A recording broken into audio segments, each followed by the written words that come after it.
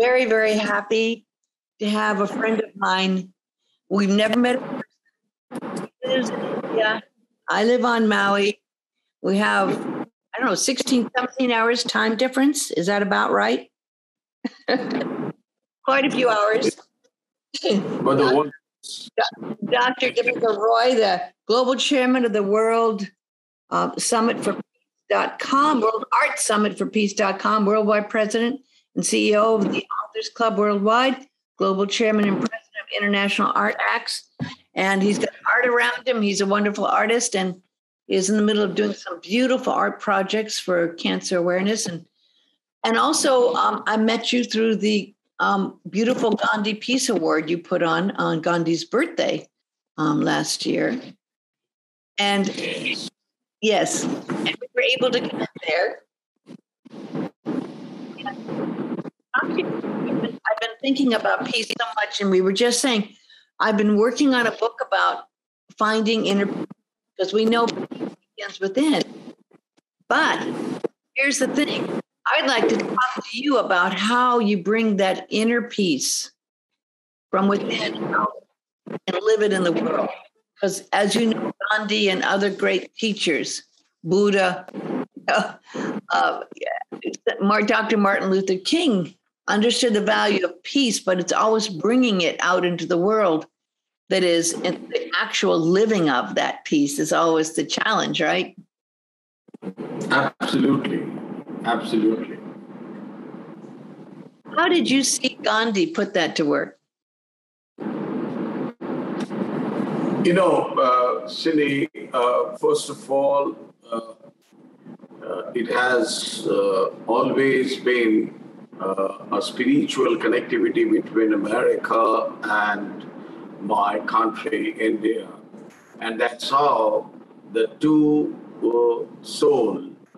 the soul of Gandhi, Mahatma Gandhi, and the soul of Martin Luther King connected so well that beyond any spectrum of distance, the voice spoke with the same equilibrium, and the world started accepting the voice of peace. And it was a huge call when Mahatma Gandhi initiated the voice of peace and nonviolence. And that has been echoed by Martin Luther King. And then it has been echoed many parts of the world. Today, after 2.5 years of terrible pandemic, the bite of pandemic, and which is still not over yet, we could see the resumptions of pandemic in different shape, in different mutated form. It's coming back. And at this juncture, when the world economy has been facing the worst of the challenge, and which is finally affecting more than 90% of the population of the world. I don't take the 10% of the lot who thought that they have achieved their life, and they wanted to make it grow even larger and bigger by way of snatching the basic humanity of human being. And when we saw that for no reason, for no rhyme or reason, the world superpower, so-called, I feel very poor about them. Some people call them superpower.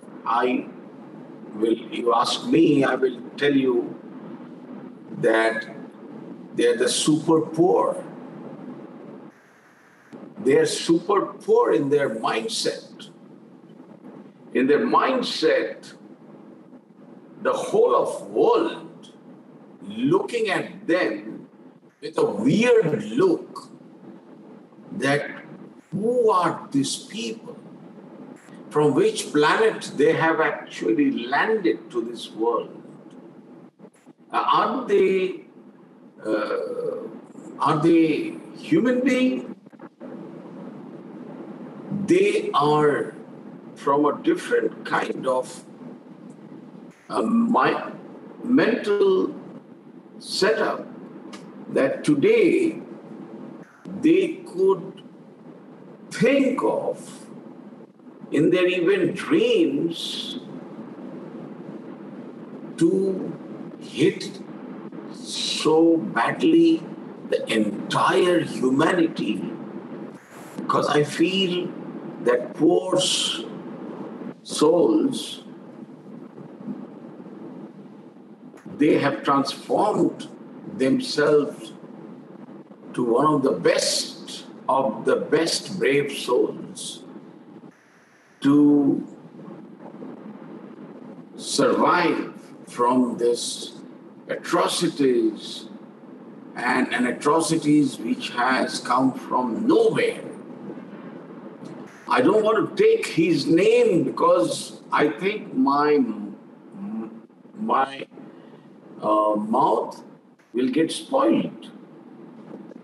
I don't want to utter his name. But we know who you're talking about. And this has always been the planetary challenge. The planetary challenge is that there are some people who do not have that consciousness or conscience, that ability to have humanity and compassion. So the people who do, as you said, 90% of the people who do have humanity, compassion, and love somehow have to join together to counteract this. And for peace, this has always been the problem. I can pray for peace. You can pray for peace. 80% of the country and the world can pray for peace. But can you pray to change the course of action of one person who is so completely devoid of conscience, driven by greed, power, and ego, and dare I say, and I don't say this often, evil, a sense of evil. So I think this is bringing up truly the question of all time, how to overcome evil. And one of my greatest quotes of all time that I love the very most is the Mahatma Gandhi quote, which he saw. And he said, and I wish I could memorize it, but the only thing that consoled him was the fact that good always overcame evil. And the good in the end always won out. Always. I have to see if I can get that exact quote, but I think you know the quote I'm talking about, right?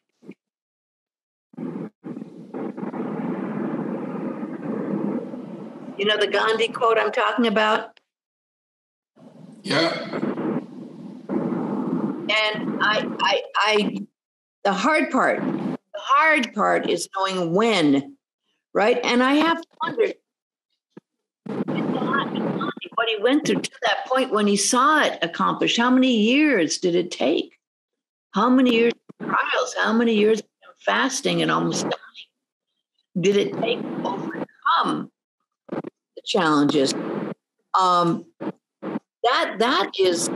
That's the hardest part that we're in right now. All I can say is that it's making more people pray.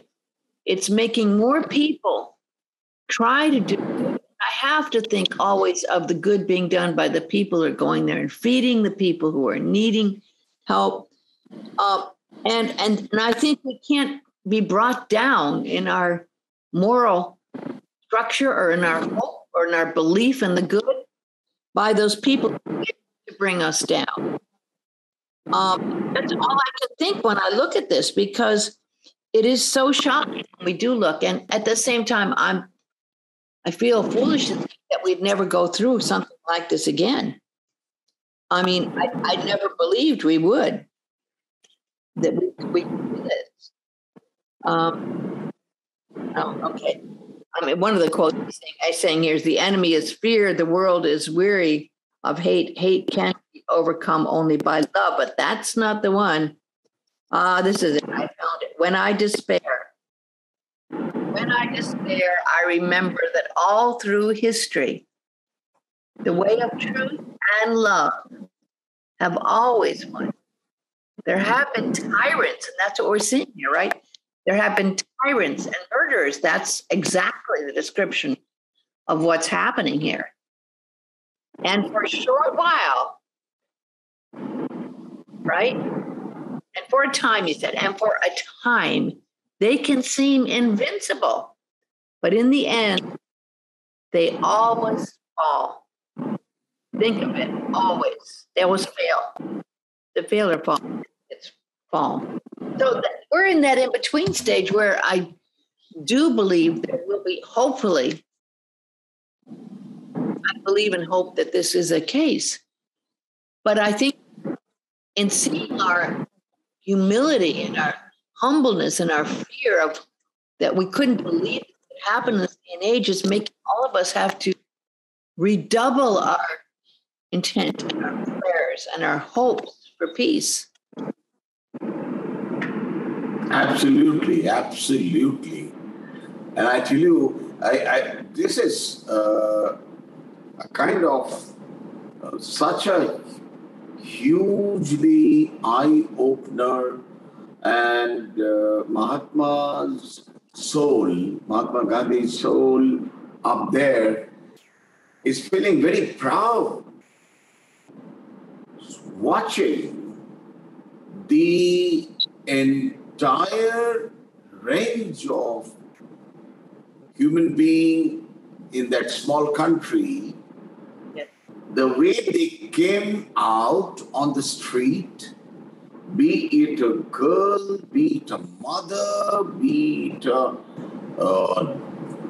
small daughter, be it an old man. Child singing in a hiding in a subway basement somewhere, being it, all the people bringing out all of their best intentions to try to help has inspired the world and made us humble as we watch what they have had to go through and survive. And I mean, it's unfathomable to me how I can be here in paradise on Maui with blue skies and clouds and seeing the ocean and finding this beautiful state of peace here, but have to be reminded that on the other side of the world, 12 hours away from here right now, there are people fighting for their life.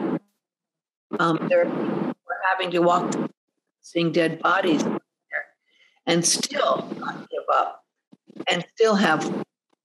And I guess I wish the world wasn't this way, where we had to go through that kind of horror to try to, again, bring out the best in us and the rest of the world. But this world is good and bad. It's the good and it's the dark and it's the light. And there's always two forces. You couldn't create your art, beautiful art, without light and dark, without shadows and light. And there's so many people who are here that are light, beautiful beings trying to do good, but there's so many people still who are fighting in the darkness to try to let the dark forces win. And when we bring up the word fight is not peace, right? So when we have to have this subject and this object and this nothingness, and this form and this spirit and this form, we have a planet that unfortunately or fortunately for some reason through the creator force that makes us have to work this out here on this planet to overcome the lower part of nature, the part that doesn't, for those people that don't have any conscience, calls in more light, calls in more spirit, calls in more dedication to fulfill why people like Gandhi came here, why people like Christ came here, why people like Buddha came here, why the masters always come to try to show us an example that we can come out of the lowest parts of our ego, greed, and our violence and come into our higher self and the light. But it's never easy. It's not been for the teachers and the masters. Almost always they've been killed. Almost always they've had to give up their life for that. Yeah, absolutely, absolutely. And I believe that today when I look at Ukraine, I saw from different corners of streets and lanes and by lanes, thousands of Mahatma Gandhis are coming out. Yes. Each of them are carrying the spirit that we will not bow down to whatsoever the violence could be pouring in, and which is, you are absolutely right, which is evil, and yes, we believe on hope, and I'm sure that the day is going to come soon when the hope will win over this evil cloud. And till then, we all need to raise in an unified volume. We need to raise such a sound of peace that even the highest of the atomic power threats will bow down to it and the peace will prevail. I'm really looking forward to your next book on peace, and it will be a real pleasure to do a cover for that.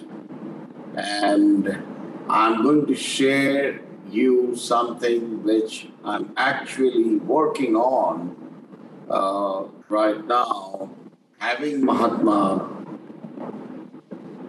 and his most dedicated wife, Kasturba Gandhi, with their spirits, how this evil can go, and the blue line of peace, the blue line you are wearing today, will prevail for this world, and the world will stand to be a winner for peace. And we have to hold that thought, and we can't forget our teachers. I mean, when Christ died, how many years still? 2,000 years later, we're still learning. When Gandhi, after he was shot, there was lots of work to do. Still so much work to do, but they laid the foundation with their lives. When Martin Luther King was shot, he made people stronger to fight for peace, but then there's that fight for peace, and that's such a conflict again. But here we are, all these years later, still working for equality and for justice. Yes. You don't have to go. It's that inspiration of the people who are understanding the truth of how life is and the highest sense with the light of love that can help raise the people who are not aware of that, who can in school inspire some child the next month, that can inspire some young student to go, I want one of those people to help change the world and bring about peace. And it takes so many people, and we're seeing so many people now, and I'm going to do something. I'm going to bring this about. And we have to pray that with every life that's lost, whether it be Yeah. a mask, someone standing in line somewhere shot because there's some random act of violence happen. People can somehow find the forgiveness inside themselves, because we know with every violent act, there's way more violence, and the only solution is to forgive and to see that inner light that our teachers brought us, the great teachers that we have had here on the planet, to overcome the hatred with love, to remember we have to have hope, we have to believe. We can't stop believing that we're here for a purpose. And no matter how dark the forces seem, as Mahatma Gandhi said, they will fall. They will always fall. They always do. And in the wake of that, we will be stronger and learn more lessons. I believe, I really do. Surely.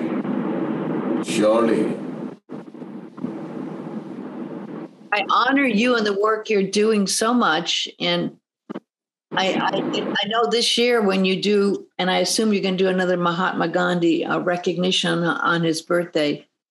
I think more people than ever will join you and speak out and again realize that there's so many more people now than ever dedicated to doing good and bringing peace about the world. Absolutely. He is so much present in hundreds and hundreds and hundreds of souls of Ukraine. I could see that it's the strength, the resolve. When I look at that young man who is heading right from the front, the entire this struggle, I salute him. I choose Zelensky's putting his life on the line, and it's not all. He is walking his talk. He's out there and hanging in there, and doing everything he can to inspire people. This from a comedian, right? And this from a comedian, right? Look what's come from him in this time of, right? I mean, if you look at his videos, I mean, it was wonderful who he is, but look what this challenge has brought out in him to inspire so many people. Who would have guessed that could be possible? Absolutely. And that's why I felt that these fragmented characters shows that Mahatma's ethos and values is still alive, and people are taking cue from it, and the world is looking at that huge volume of the voice of peace, which Mahatma has tried and still trying. I'm sure someday this world will survive with all that he dreamt of. I do believe that as well. And I also believe the foundation we're laying, may take time. I mean, we have to look at the bigger picture, but what we have is all the people who killed, all those people who are really martyrs, who are in Ukraine, thousands. They're also living on in spirit, and that spirit and that light is making a difference in more works being not only done here on earth, but on a higher place in heaven. That's also work being done. So we can never forget, it's not all for naught. It's all for a greater purpose. And that's all we can want to and pray and share and try to continue to inspire people, as Zelensky is, as so many are with their lives, as you do with your art, as I try to do with my writing. This is the force of light. We have to all join together, literally hold hands around the planet, circle in light around the planet with the dove of peace, also sharing in that spirit to inspire everyone always to not give up. I'm working on actually a song and a poem with Rupam Sarma based on a song that Gandhi sang when he worked. He sang this song about the kind of person you can be. And it's an Indian. We're working on making an English translation so children everywhere can sing it, because it's about having those values. In this song, Gandhi talks about the values of what kind of person can be that way. And it all goes back to that, the basics of our values, the basics of understanding and wanting to be a good person. You know, as you are, as you know, so many people are out there, more than ever, more people are meditating, more people are praying, more people are doing than ever. But when you have more light, when you have more good, when you have more love, you're going to shine that light so bright that you'll see the shadows of the darkness, and they'll be exposed and revealed. And that's what we're seeing. We're seeing those things we never thought we'd be able to see because they've been hidden in the darkness, working behind in the shadows. And now our light's shining so bright that the dark forces are being exposed and brought out. And I hope, hopefully completely removed in some way, whatever way that the highest force have to change that. But we can't, just because of our seeing this darkness, can't stop shining our light. Absolutely. This world needs the great strength which, bind by bind, inch by inch, with all these creative efforts that you just mentioned about Rupam, and I think million more are working together. We are with our fraternity. We are also looking at creating such a binding that maybe someday soon, where millions we can march forward and join hand with those strong souls of Ukrainians and stand by them side by side, physically, spiritually, emotionally, with all our strength, and make this world look better and better. Well, I pray for that, and I know it's much later there than it is here when I'm recording, because here in the mornings it's 9 o'clock and it must be like 11 o'clock at night in India. Is it 11 o'clock your time?